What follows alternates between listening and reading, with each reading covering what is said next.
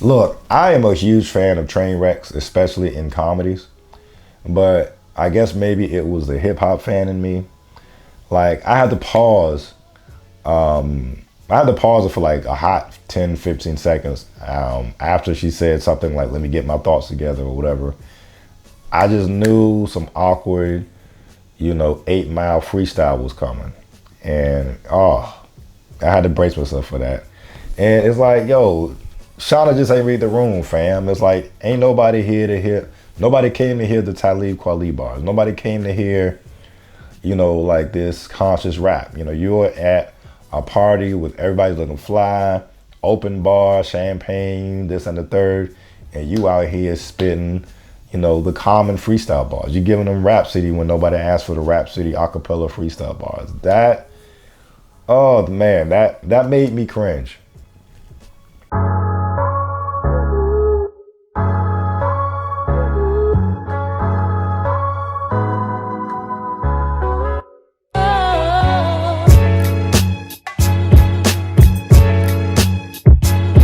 Hey, what's going on, folks? Here's another episode of Just My Opinion with Ryan. Yours truly, Ryan. And if you're watching this, I am not going through puberty. I sound like Vin Diesel's Groot with a mix of Barry White because I'm fighting a cold. I think I'm on the better half of it now. If you see the pop up, you already know what to do. I am very, very excited about just this climb to 1,000 subscribers. So keep pushing. I really appreciate it. And we're going to talk about the latest episode of Rap Shit. And a lot to get into. There were several moments where I just felt embarrassed and awkward for folks. So, yeah, man. The episode starts off with things going pretty good. We have their second single. I think it's called, Nad Bitch or whatever. That's charting as well on Spotify. Things of that nature. Things are moving fast in the right direction for our girls, Mia and Shawna. So I was happy to hear that. We also cut to Shawna and Marquise. I believe they're in Marquise's room. Shit ton of laptops that he's about to scam off or whatever. And just the energy seems to be good. I believe Shawna or Marquise mentioned that this was only going to be the last time they had sex, or so this was clearly just a fling, nothing more. And we see hey, they ended in a pretty explosive way. So yeah, it was very very cool to see that. And just to fast forward a little bit, in terms of Marcus's storyline, I think the writing's on the wall. The reason why he didn't show up to the party, the reason why he didn't respond. Clearly Marcus got locked up for some scamming shit. That has to be the only reason. So not really a huge hot take, but since we're on somewhat hot takes, I believe, in addition to Marcus getting locked up, I believe that her ex-boyfriend Cliff is going to do some revenge porn stuff and leak that sex tape that Shawna made all on impulse. So if you weren't embarrassed for Shawna in this episode, I think there is going to be even more unfortunate embarrassment for Shawna in the finale. I think Cliff is going to leak the sex tape. So as we continue on, we definitely see what Mia is up to. We have Lamont and Mia doing Melissa's hair, their daughter. And that's one of the, bright spots throughout the series for me. Just this rekindling between Lamont and Mia. They just look like such a cool, loving family. Just the three of them getting together. So I thought that was super dope. We'll get into more of that as well. Very quickly after that, the girls are rehearsing. They are preparing to get ready to perform at a party or whatnot. Which was hilarious, that they actually had to sneak into like a girls' dance studio to do so, and immediately had to get put back out. Also, just to rewind a little bit, back when that Marquise and Shawna definitely lets Marquise know that Francois, her old producer or whatever, is reaching out and wants to meet up. And I'm happy with the stance that Shawna took. She was definitely against it, but we'll get into that meeting in a minute. So I just want to bring that up. And also, while they were doing the cute nuclear family thing, Mia, Lamont, and Melissa, Lamont did something I thought was cute when he asked the mother of his child on a date. So I feel like, and once again, I feel like, I know it comes up later on the episode about Mia questioning if Lamont is just doing all this because she's about to blow. And I wish he would have answered that better after they had sex. But I truly think that, there were signs of them still having feelings for each other throughout the seasons, even before this episode, even before the music was blowing up. So, you've seen it. Lamont supporting Mia when she was down about being dragged on social media. Mia helping out Lamont when his car got repoed. So there's feelings still there even before the music came. That's just my 2 cents. And even when they got when they were rehearsing, right? Like, just once again, I am not in the music game. I don't know squat, but I don't know. I was like, do you really perform with only 2 songs? Like, is that enough length of performance? But I guess you can perform however long you want. And that's one thing I did not like with the exchange between Shawna and Mia right after rehearsal. Mia is all, things are going great, and Mia decides to share that, Lamont asked her out on a date. And Shawna immediately shut that idea down, putting it in her head that, he's only trying to take you out because, we about to blow up with this music thing. I think she brought up like her situation with Cliff, like, look how, and the thing I didn't like about it is like, she's actually bringing her personal situation to Mia's situation, which is slightly different, and that was just like a lesson, that, just like a reminder, in my opinion. Sometimes you don't need to share everything with your homegirl. There's some things that are just need to be left private, especially if it's related to like relationships. And then of course, after that, we definitely get the awkward meetup between Shawna and Francois. And I'm definitely in support of being like, look, you let me down before, ain't no way I'm working with you again. I'm surprised that Shawna even decided to meet up, even though she had the intent of meeting up just to kind of flex on dude, you know what I'm saying? But I'm all about, we don't need to rock. We don't need to rock together, period. I don't need to meet you. Let me just do my thing by myself. And there was just a lot of stuff that, was annoying throughout this exchange. For starters, he's like, oh man, I knew you would blow up. Like we're at where we say we was at, you know what I'm saying?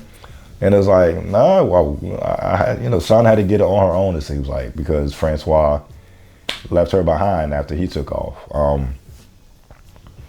And I think they both had, kind of, ulterior motives.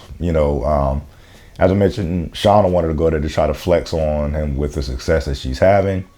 Francois, you saw that he was really, kind of like grilling her about, the stuff that she may not have even thought about. Like, oh, what's your marketing team look like? What type of, how much PR, how much money do you have in the budget for PR and marketing and this and the third? And it's like, it's puppy breaks, bro. I just had 2 hot singles. Let me figure it out.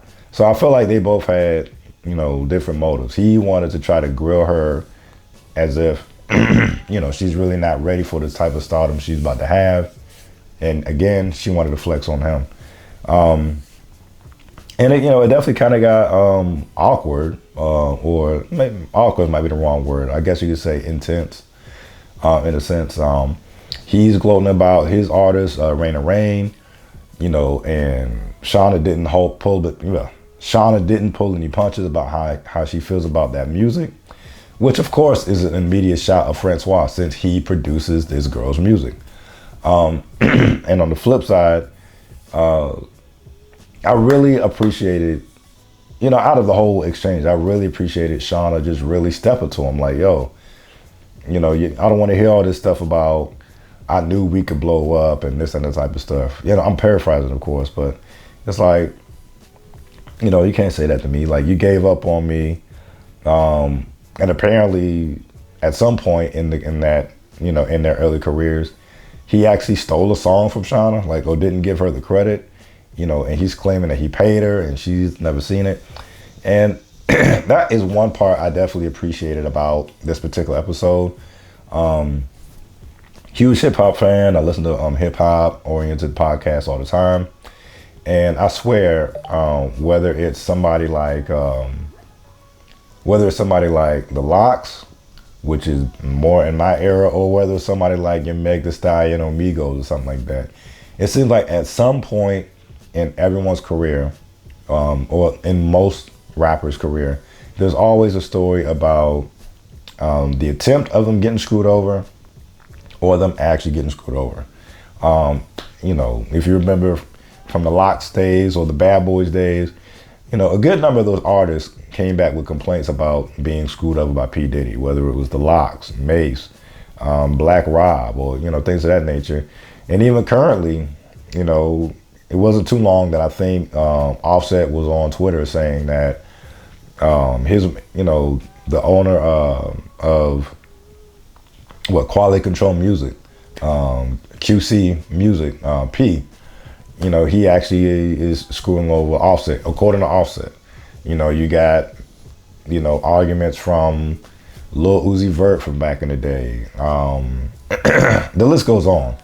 More than likely, your favorite rapper has had a similar experience as what Shawna was complaining to Francois about. So I just appreciated that she was able to just step to Francois and let him know about it. But anyway, so fast forward, that conversation ended awkwardly.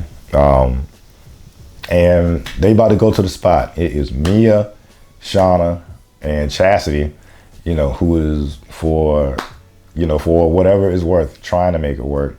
Oh yeah, and matter of fact, and Francois was even clowning Shawna about letting Chastity manage them. So things like that. It was definitely an intense, awkward meeting. So anyway, they show up to the party. I really appreciated the few of the cameos that came about.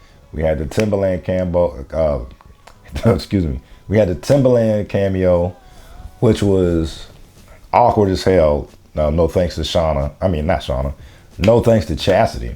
Chastity completely goes into groupie mode, jumps all over Timberland, wanting a selfie, and completely forgetting about the girl group that she's there to promote. You know, and Shawna and me, of course, played it cool, but it's like, damn, you know what I'm saying? You really embarrassing your team. And the host of the party really let Chastity know about it. Also, just to add more embarrassment, you know, Chastity keep dropping the name Big Gator, and Timberland is like, oh, you know Big Gator? I don't fuck with him at all. So it's just like, this was like level one of the string of embarrassment that was bound to come. And also, as you know, as the girls get dressed, they're mingling about the party, networking, and another cameo that I appreciated. Toby Ngugwe is in this episode at some point, but before we get to Toby, we actually see Toby's manager. And for those who are unfamiliar with Toby Ngugwe, his music is, I guess, roughly similar to the type of music that Shawna was initially making in the beginning of the series. You know, because Toby is a male, you know, he's not rapping about the typical stuff that men rap about. He's not rapping about, guns, drugs and violence and fucking hoes and all that. He's not doing any of that. He's, I wouldn't call him a conscious rapper, but he just raps about so much more stuff of substance outside of those typical big three: guns, drugs, and sex, or whatever.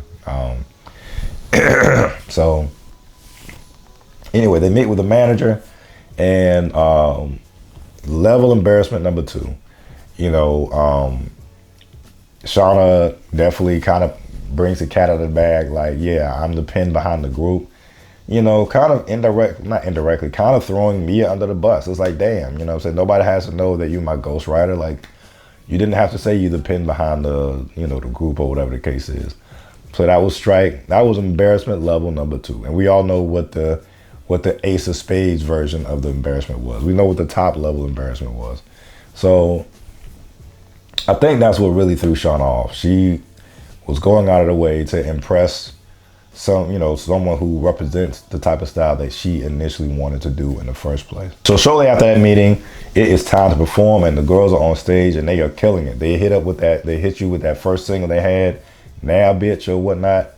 And the party is jumping. They are killing. You look into the crowd, Toby is looking impressed. The actual artist makes an appearance.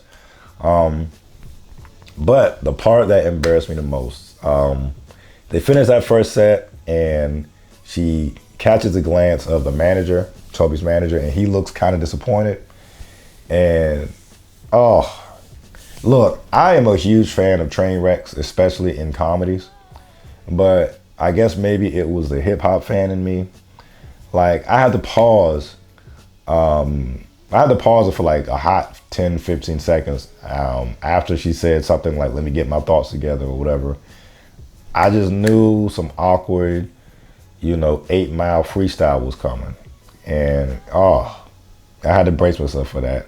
And it's like, yo, Shawna just ain't read the room, fam. It's like, ain't nobody here to hear, nobody came to hear the Talib Kweli bars. Nobody came to hear, like this conscious rap. You're at a party with everybody looking fly, open bar, champagne, this and the third, and you out here spitting, the common freestyle bars. You're giving them Rhapsody when nobody asked for the Rhapsody acapella freestyle bars. That, oh man, that made me cringe. And I think that's kind of a key element in certain comedies, right? That awkward moment that creates that train wreck effect. And it like clearly Shawna didn't read the room. And to make matters worse, after she freestyles, she calls Mia out. Like, yo, Mia, let me hear your bars. And it's like, Mia looking at her like, what the hell are you doing? So that was very uncomfortable. That was uncomfortable to watch. Yeah, man, you got to read the room. And, I get it. Like for example, right? I feel like you need to, if that's the type of rapping if Shawna wants to do, I feel like you bring them in with your 2 top singles first. After you create a good buzz, then after you got your fans hooked, then if you feel like it, yeah, give them the conscious rap type stuff. But don't, that was too early, too awkward, way too soon, man. A perfect example. Even though he doesn't rap anymore, one of my favorite rappers growing up was Joe Budden. Okay, follow me here. Everybody know his first single, if you're familiar with him, was Pump It Up. And of course he had a few other, under the radar bars, like with DJ Clue mixtapes or whatnot. But anyway, his big single was Pump It Up. But once Joe Budden kind of, solidified his fan base, you get some of his albums and some of his deep cuts, he's talking about depression and drama, all that type of stuff with some remarkable bars. So I just feel like, Shawna didn't wrap up that core audience first before you just vomit these 8 Mile bars that nobody asked for. But anyway, things go downhill from there after one of, Chastity's top girl actually confronts Chastity after she finds out that the girls are not getting paid for their services. So pretty much giving out free pussy. And Chastity and her top girl get into it in a bad way, a verbal match, and she's sent off to go do your service. I thought that was wild. So yeah, things ended in a train wreck for our girls. Things ended in a train wreck for Chastity, and the girls are upset at Chastity because like, damn, you working homegirls, while trying to promote us at the same time, and just that association that your potential manager is also a pimp, that's just bad for business. So things were just all bad from the party, man. Outside of that very first performance, everything else was bad, bro. Everything else. And Mia comes back after Lamont, not babysitting, but after Lamont is watching over their child. And I loved it, man. Like, Mia kind of throws some hints that she's into Lamont, and they rekindle things in a big way. You know, and hey, I thought that, hey, Chameleon's fine. You know, Mia, who's played by the rapper, that, yeah, I didn't expect her to get down like that. I thought, you know, I commend the rapper for being that comfortable for a sex scene. I'm not too familiar with Chameleon's music, but the fact that she was a rapper first and is, you know, that open to a sex scene, I thought was remarkable. Leave it at that. And they have that conversation in bed, and you know, I really feel like, you know, I think Lamont just had his words wrong. I mean, of course, it didn't ruin anything. I really do feel like they were rekindling stuff even before the music started to pop, you know. But he did mention that, you know, he also likes the fact that her music is going on the way up. But, you know, he really does want things to work at the same time. So I thought that was dope. But what we saw in the previous episode is now happening to Shawna. Shawna is now the one being dragged for such an embarrassing, cringeworthy moment. And it's like, you know, vice versa. And so she deletes it, you know, trying to forget about it. And, you know,